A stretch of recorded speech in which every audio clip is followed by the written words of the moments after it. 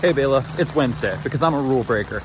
I was just thinking a lot about how I once did some work for the Marco Rubio campaign. And I did work for the Marco Rubio campaign because I'm interested in politics, always have been, have wanted to get into it, maybe find a career there in the future. My views on that have kind of changed as well, but the point is I was doing this because I thought it would be a good connection to have. And ironically, it's raining pretty hard, by the way. Ironically, I think that is exactly what caused me to stop supporting people like Rubio. Wow, that's beautiful. Hey Bela, now it's Sunday, because I follow the rules, always. Anywho, the reason that I stopped supporting Rubio and people like him after I did some work for him and his campaign was because I currently live in 32304, which you wouldn't be able to tell by looking where I am because it seems very luxurious, but it's actually the poorest zip code in all of Florida, which is interesting because as I'm walking around these neighborhoods handing out like pamphlets and flyers saying like, hey, vote for Rubio to like these poor people, like I am seeing the way that they live. I'm seeing the access, or I should say lack of access to basic material conditions that are necessary for humans to function properly. I used to think that you couldn't tell someone's access to healthcare by looking at them, and usually that is true, but sometimes you can actually tell that somebody does not have access to good healthcare for very obvious reasons. You can just look at them and tell. It makes me think of like all those times that like I've seen like homeless people walking by like students and just the immense contrast between those people. Like there are students who, most of whom were born into wealth and relatively, and are going to, some are drowning in student debt, but most are born into wealth and they at least have enough wealth to pursue a career that is going to lead them to a financially stable place, right? And then there are these people who were born into 32304, live in the rundown neighborhoods that are not looked after, despite being literally present in the state's capital in Tallahassee.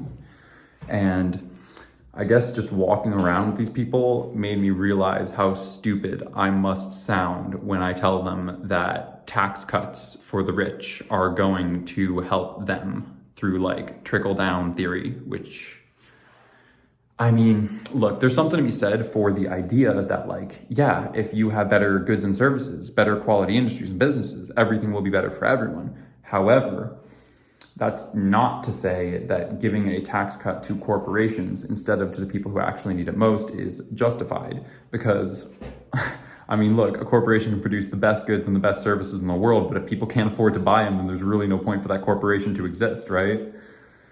And I guess that's just why I do not support people like that anymore. I think it's like pretty unacceptable. And also just like talking to people as I walked around, especially like a lot of people who did not support Rubio and had very valid reasons for not supporting people like him, really changed my outlook. Because, you know, something that was often talked about by people like Rubio and his supporters was equality of opportunity, how like we should not have equality of outcome, which I think is something most Americans could agree on, because like in literal terms, like some people want to play basketball, some people want to play soccer, some people don't want to play sports at all, some people want to be doctors and engineers, some people want to be readers and authors.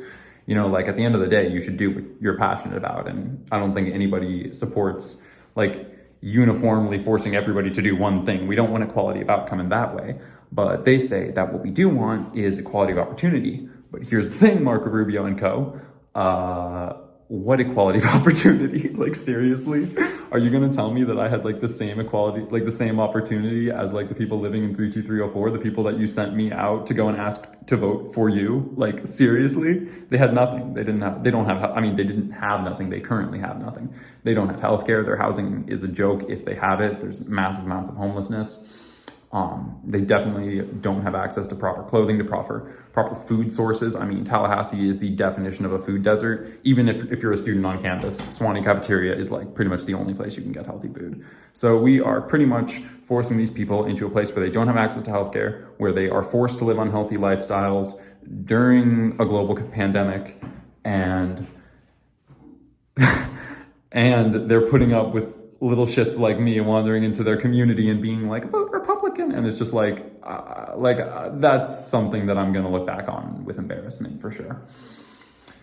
I mean, I definitely haven't done as much editing this video. I think it's just because I'm okay with the sort of stream of conscious nature of this talk, because that is the sort of gradual, slow realization that I had over the past 2 years that I've been in college.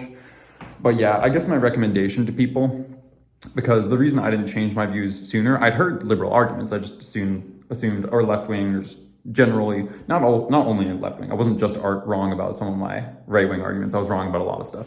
But generally, I'd heard arguments opposed to the beliefs that I held for many years. I just never believed them. Why? Because fake news. Because how am I supposed to tell what you're telling me is true versus what somebody else is telling me is false? Genuinely, how am I supposed to check?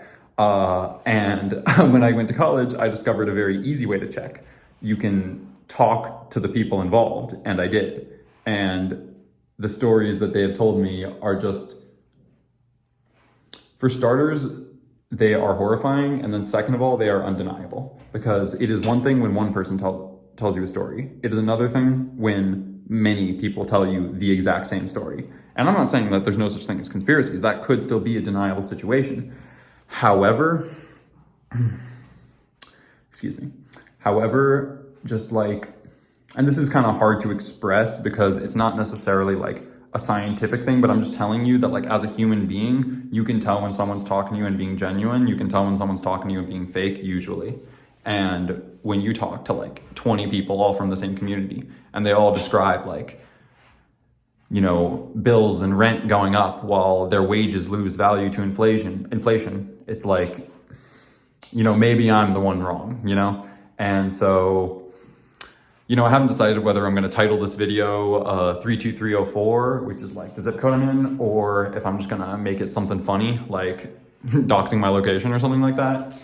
But I guess this video is really about keeping an open mind and being willing to talk to people who have actually lived through experiences that you haven't. Because otherwise, not only will you spend the rest of your life ignorant, but as the people around you, your friends and your family, learn and grow and become better people, you will start to seem inferior.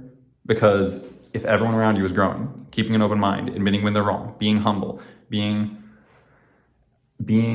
a good person, I guess is what I'm trying to say, being willing to learn, and you're not, then you put distance between yourself and what is the acceptable moral code for today's society. For example, I've seen a lot of kids, some of whom have been my friends, who came to college very religious, and that's fine. Good on them. Love Jesus, big fan. But let's go Jews, right? But when you come to college and you hold on very tightly to ideas oh, I can't accept gay people, or I have to tell them that they're sinning, or I need to save them, or something like that. Or reinforcing gender roles, or just some sort of thing where it's fine if you want to have that life personally, but if you try to enforce it on other people, it's a little iffy. Not a little iffy, it's just straight up wrong. Then that's gonna be socially awkward for you, and it should be. You will deserve all of that social pressure that you receive. And I guess the reason that I bring these religious kids, is that I saw two groups in terms of what these religious kids became. There's the group like me, who decided to open their mind and learn and actually talk to the people, to the victims of all of the oppression that our government has wrought. Or you can stay stubborn. You can put your brainwashing that told you to hate gay people and to hate women and to hate, to just come up with reasons to just to do the mental gymnastics in your mind that it takes to justify taking away rights from certain groups of people. If you can choose that, you can do that, and you will live a life. It won't be a good life. It will be a life where the only people that you spend time with are people who have to spend time with you, or people who are as depraved and loony as you are. And you will just not live a good, fun life. So I encourage everybody to keep an open mind, to keep learning, and to be humble, because confirmation bias and the ego, shout out to the Buddha, the ego is the #1 killer of learning and of growing. Bela, I will see you on Sunday.